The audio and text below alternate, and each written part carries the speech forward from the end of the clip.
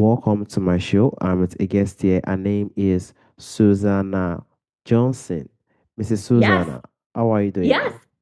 I am good. Yeah, you said my name perfectly. A lot of times people say Susanna or Susanna. So no, Susanna is perfect. You nailed it. All right, thank you so much for the time and the opportunity.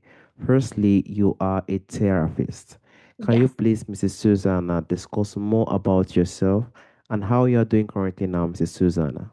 Yes, absolutely. So I live on the East Coast of the United States in a city called Boston, or very close to Boston. I am a therapist who works primarily with kids and adolescents. So I have some really little guys, and then I have some teenagers as well. Um, and it is a blessing to do the work that I do. It's definitely my passion, and kind of who I am as a person. So yeah, very, very blessed and blessed to be able to talk about it too. Exactly. And I am so glad that you are more excited to actually bring a lot of message that will also help people to become more better and also more stronger as well. And also with the hmm experience you've had in recent years as a therapist, Mrs. Susanna, are you planning to write any book or have you written any book, Mrs. Susanna? Not yet. I have always had a kind of hope or a dream, maybe, to be able to write a book. I'm very interested in actually maybe one day writing a memoir. So, kind of a story about myself and how I became a therapist, and what I learned as being a therapist, and using some of, the patients that I've worked with, their stories, in the book and how they really show different lessons that we can learn from kids and teenagers, and especially in the mental health world. So not yet, but coming. Definitely expecting that, Mrs. Susanna, to be honest. Yeah, keep And your also, eye out. exactly, Mrs. Susanna. And I would like to drive to the point of people who are in the position whereby they are labeled difficult, broken, or not good enough. They have Mhm. installed it into their mind and they've also been labeled to that perspective at some point in their lives. How do you Mhm. think they can begin to separate their identity from those labels, Mrs. Susanna? So I think one of the most important things is that we separate our behaviors and characteristics from who we are as a person. So there's a difference between I can do something that I wish I hadn't done, and that doesn't mean I'm a bad person. They can exist separately from each other. So I think when people are labeled as bad or difficult, you can say to yourself, maybe I have done something that is difficult or I wish I hadn't done. And that doesn't define who I am overall as a person. That is just a piece of my story. So I definitely think that is one thing. And also, I think that when people label people, and especially kids and adolescents, as difficult, I think there is a sort of negative connotation that comes with that. And if we actually think about how people who have had difficulty are resilient and what resilience has come from their difficult experiences, we might actually be able to remind ourselves, hey, actually, that thing that was really difficult that I went through didn't break me. It was really hard and it brought a lot of hard emotions. And look how strong I am for having gone through that. So I think the more that people remind themselves of the resiliency that came from their difficult times, they might start to separate from those labels that people have given them. Thank you so much for the beautiful insights, Mrs. Susanna. It shows that every single thing can be said about us in regards to the way we make some kind of decisions. But those decisions doesn't need to contradict to every single thing about us as a person. In life, Right. we will make mistake. In life, we will make Mhm. some ups and downs, and that is how life is for us to actually learn from those mistakes. So, as you've said, we can just pick those spots and say, I think I should have done it this way. It's better than for us Mhm. to categorize ourselves generally as a person in Mhm. that perspective, which is not really helpful to us and our health as well. And also, Mrs. Susanna, I would like to drive to the point ways that you think this can really affect the way individuals can also be treated and also understood. Because Yeah. in your work, exactly, Mrs. Susanna, in your work with trauma and childhood mental health, how do you think those labeled like troubled or dangerous affects the way individuals are treated and also understood, Mrs. Susanna? I think often the people who are being labeled as dangerous or you're troubled, I think that they are often seen as helpless. And if we view people as helpless, we aren't really going to give them the chance to prove otherwise, right? And so I think with my kids, especially when they have been labeled as these things, they miss out on a lot of opportunities. So frequently, I will have kids in my office who say something like, my teacher thinks that I am what we call over here the class clown, meaning like I don't listen, I don't focus, I'm always moving around. And so, I'm not allowed to join a sports team, or I'm not allowed to sit on a certain club because of my behavior. And that's really troublesome, right? Because those two things can be separate from each other. You can have a child who, for whatever reason, has a hard time focusing in class. And that doesn't mean that they wouldn't be a really valued member of a sports team or of a club. So I definitely think these labels have limited the people that I work with from opportunities. And then I think the other effect that it has, it's taken a huge toll on their mental health. I mean, if you think about the feelings that might come up for us if we're labeled as difficult or, troubled, we're definitely not smiling and saying, that's the best thing to hear, right? We're feeling shame, we're feeling guilt, we're feeling sadness. And that can really lead to things like anxiety, like depression, like trauma. And so I think that these labels are also very impactful in terms of like mental health rates that we see. Thank you so much. And we do know kids as well, they really, really play a very powerful role in this kind of perspective. But in this kind of labels as well, the way it is also, it also makes some kind of impacts for us to also become more stronger and better as well. Because when we are labeled troubled or dangerous, it is something that will always install in us, and we can be in the position whereby we can develop ourselves from there, and also it can also cause the other side as well. And the most important people we should always try our best to care for and also label, and to try our best to make sure we label them in the right way are the kids, because the kids are just Mhm. grooming. The most little things is what they actually assimilate and also accept as well. So these are the most important thing we have to also try our best to look on and also develop as well. So I sincerely appreciate you Mhm. for the beautiful insights, Mrs. Susanna.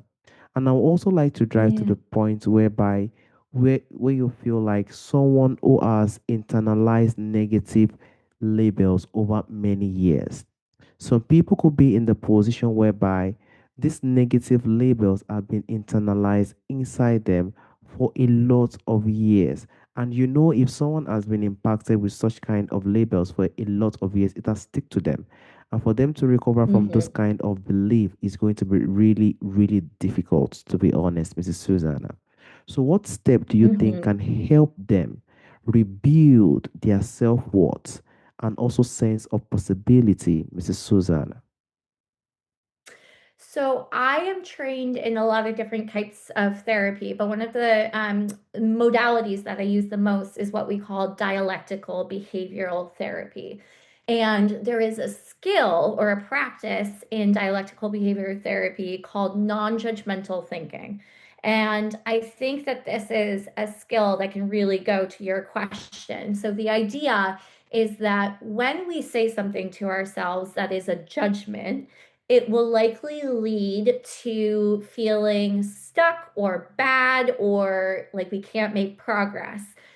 But on the other hand, if we avoid non-judgmental, or sorry, if we avoid judgmental statements and work to be non-judgmental, we actually make more steps to change. So, if it's okay, I would like to share an example. Yeah. So, if somebody says to themselves, "Oh, gee, that was a really stupid thing to do." Stupid is a judgment, right? And they'll probably feel shame or guilt. If they instead say to themselves, that was something that was not aligned with my values, and I wish I had done it differently, they might still feel some kind of guilt or shame because they're admitting that they made a mistake. But because we haven't used that judgment of stupid, the intensity of the emotion is really reduced. And when the intensity of the emotion is reduced, I really think that we then are able to say, hey, wait, I'm not stupid. I just made a mistake. And that's a really good way to separate is thinking of those in non-judgmental ways. I also think that holding two truths that are opposite can be possible. This is what we call a dialectic in dialectical behavior therapy. So I can make a mistake and still forgive myself, or I can make a mistake and still offer a lot of good to the world. So I think if we start talking to ourselves in both non-judgmental and dialectical ways, it actually starts rebuilding our self-worth. And it takes time. And the more we practice it, the more our kind of self-esteem grows. Thank you so much for that beautiful insight, Mrs. Susanna. It shows that it is not everything people bring to our table or say to us we have to be judgmental to. We have to try our best to also process within ourselves and not take it too far. Because Mm-hmm. in the world that we find ourselves today, some people they are just used to it. They do not know how to talk in some certain way. And you said it. There's a way some people drop messages, and the way they drop those messages can be really, really judgmental. We are the one to remember who we really are. And I also feel like it also goes back to we as humans for us to understand the kind of person we are. When we understand the kind of person we are and also what we are capable of in regards to some stuff, when words like that come to us, we will be able to absorb it and also be in the position not to be judgmental and also use those kind of words as a point for us to actually pivot and also see what we can do to develop as well. These are also some very, very important step when it comes to leadership. Because as a leader, there are a lot of words that will come out from a lot of people, most especially a leader who is managing several people who are out there. And we have to be in the position whereby we should not give the conclusion and also judgmental in every single thing that comes out there. Because every Mm-hmm. single people have their opinion and what they have to say in their mind. So I sincerely appreciate you for the beautiful insight, Mrs. Susanna. And also, Yeah. Mrs. Susanna, I would like to drive to the point of communities, institutions, and also our environment as well. How you feel like we can create environments where individuals can be supported in their healing. In the world we find ourselves today, Mrs. Susanna, we are in a world whereby it is a lot of digitalized technology and there is not much community, not much coming together as humans. So, how do you think communities and also institutions can try their best to create this environment where individuals are supported in their healing rather than defined by their worst moments, Mrs. Susan? It's so interesting that you said, that we are all on technology, right? And technology shapes so much and brings us together. However, I really think that we are so separate as a world. We're really not taking the time to get to know our next door neighbor or, the person a couple of streets away. And I think that the more that communities focus on connection between people, we are less likely to judge when we get to know people. I think that's one thing. I also think that communities need to focus on rehabilitation and not criminalization. So when there are things that are happening in communities, we, I think, are very quick to say you're going to jail or, you lost a chance to be a teacher or whatever it is. But if we actually slow down and take a moment to connect with that person and say, hey, what happened there? Like, why did you do whatever you did? I think that communities who instill that mindset are actually much more prosperous and safe. And the ones who are not taking the time to understand people and your neighbors are actually the ones where there's more issues and I don't want to use the word trouble, but maybe things that are happening that we wish weren't. Honestly speaking, you said a very important and profound insight, to be honest with you, Mrs. Susanna. In the world that we find ourselves today, you made it clear that connection really matters. The way we speak to people, the way we develop relationship with people really, really matters. And those relationships will make people understand the kind of person we are, and we will also give ourselves the reflection of what who the kind of person the other person is as well. So those relationships that we are building really plays a role for us to actually create a sense of dialogue that can help everyone thrive. We won't Yes. be in the position whereby those dangerous words and words that come out won't really be there because every single people understand themselves and also understand their trajectory, their weakness, their strength, and also what will make them grow. So relationship and also communication really, really matters. To be honest with you, I sincerely appreciate you for the beautiful insight because every single thing that we do have in life now, we could be sensitive in some kind of words or anything that comes out of people. But let us try to just create a sense of communication. Then we start to realize some kind of beauty that are out of it, and we can actually know the next step we have to take from there. So I sincerely appreciate you for the beautiful insight. And also, Mrs. Susanna, I would like to drive to the point of behavior because there is a lot of behavior when someone acts out in anger, defiance, or also self-destructive ways. People can act in such manners. You know, Anger is even most of the time out of frustration. When someone is frustrated, it comes out. But what do you think might that behavior actually be communicating about their inner experience, Mrs. Susanna? So I think that when we look at behavior, just like you said, it's really important to understand that often, especially kids, I think, are using behavior to say what they aren't able to say with their words. So, for example, if I have a client in my office who has done something to hurt themselves, I have never had a kid say, I really am proud of the pain I brought to myself, or I'm really proud that I did that. I have had a lot of kids say, I wish that people just knew that the reason I was doing this was because I'm so sad or I'm so angry. And I think that when we get more curious about why someone is doing what they are doing, then we actually start to understand that there's so much emotion behind it.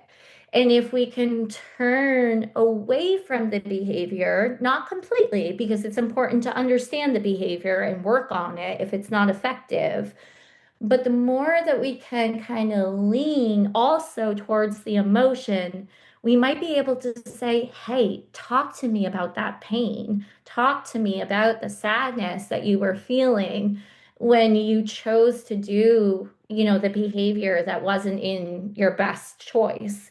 And then once we start to talk about that emotion that's behind the behavior actually changes itself.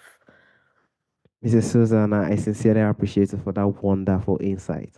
It Mm. is it carries such a very huge message. And we have to be honest, it's always not easy. And that is why, as we humans, we just have to create, I think we have to just be the kind of person that can adapt a lot. Like we can be in the position to actually accept a lot and actually keep patience to try to understand what is actually going on. Because Mhm. there are a lot of people who are out there, to be honest. Frustration is out there. A lot of people are not happy. Some people are depressed, a lot of anxiety. And we just have to try our best to sit down and embrace all this and try to just get the sense of connection, give the sense of dialogue with the people that are around us. These Mhm. really define a lot. And also, this also give every single people who are also out there a sense that there is hope. Oh, Because yeah. some people, to be honest with you, probably 5 years, 10 years, there is no one who has sat down and said, how are you? What's actually going on? There is no one to show you how serious it is. It shows that the people still cares and we can actually tell our stories in a very safe place as well. So these Mhm. little things actually plays out. We don't just need to be judgmental. We don't just need to see one or two reaction and actually take it off as if it's something that is very huge. Every single reaction actually has a reason behind it. Whether it's Mhm. anger, whether it's hatred, whether it's anything, it has a reaction behind it. You feeling more overwhelmed, happy, there is something behind it. It shows that every single person have their own, everything that goes behind it. And I sincerely appreciate you for the wonderful insight, Mrs. Susanna. I would just like to Absolutely. drive to the lastly, if you have one thing that you like, you can adopt to the listeners or one new perspective today about people who are often judged and misunderstood. They are in the position that they are just always being judged. It is not always easy for them, and they sit down and say, what is actually going on? People don't just understand me. What would you encourage them to start seeing differently, Mrs. Susan? I think I would encourage people to embrace the idea that the people who you are most ready to judge or give up on or forget about are actually the ones that you want, and I would argue need, to be connecting with the Hmm. most. It's so easy to look at an addict who is homeless on the street and say, nope, you clearly are, a bad person or you clearly have issues. But if you actually lean into that person and you say, are you okay? Do you need food? Can I bring you a blanket?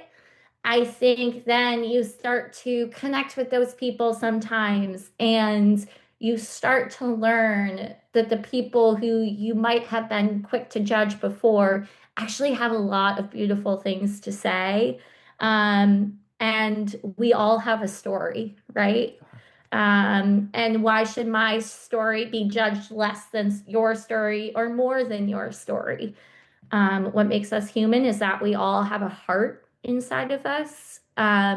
And I think if we remember that, there's going to be a lot more compassion and empathy versus judgment and kind of cruelty. Mrs. Susanna, it all goes back to humanity. Yes. Humanity is one of the greatest key, and in our Yeah. time today, it is not easy. A lot of people are just concluding judgmental, and that is why we have what we are seeing in our world today. Suicide rate is really high. We have to try our best to show the sense of love and care. It is not easy. Every single person, as you said earlier, has a story to tell. But with the little that we know we can do, let us just try to build this sense of emotion whereby we can actually show some kind of humanity to people we find around us. Because at the end of the day, we realize that most of the time it is not even the case. You realize some is past pain, some is a lot of things just covers all those things. As we all know, we are not perfect. We are just trying our best to just make sure we do what is meant to be done in the world we find ourselves. Mrs. Susanna, there is also a question I normally ask during the end of the show. From our forefathers, from our ancestors, there are a lot of beautiful things that do exist during our forefathers' time that is missing in our time today. If there is anyone or anything you would like to bring back to our time today, what do you think that thing will be, Mrs. Susan? Wow. How many answers can I give? I think, gee, when I think about that, I really think about how resilient people who have come before us have had to be, um, because of the experiences and the history that our world has, right? We have historically treated people very unkindly. We're racist, we're sexist, we're all of those things, right? And even if these words might not have existed in the past, the notion was still there, right? And people had to survive among those things. And so I think what we forget is that the people who have come before us kind of set the way for us to be resilient and fight back and say, this is actually not okay. It's not okay to enslave me. It's not okay to shoot me because of the way that I look. So I think the thing that we need to hold on to the most is resilience. Resilience and the notion of challenging the system that we're in, for sure. Thank you so much. I completely agree with you. Resilience is very important in our time today because by the end of the day, we realize what is actually moving. Am I actually progressing? Resilience Mhm. is very important because we don't know who is watching, we don't know who is listening, and we don't even know who is being impacted by all what we are doing. We are only doing it, and we are not just Mhm. saying anything. And that is the beauty of resilience. From the bottom of my heart, Mrs. Susanna, I want to honestly thank you for the time, the opportunity for actually giving this profound information. This is a very, very important conversation, to be honest with you. It aligns with every single thing that we are having in our time today. And to make people understand, despite what people say about you, we can still try our best to actually make a big impact and not just be judgmental by what we hear. Thank you so much, Mrs. Susanna. Thank you. It has truly been a pleasure. I really have appreciated spending time with you and sharing a little bit from my work. Right. Have a wonderful day, Mrs. Susanna. Bye.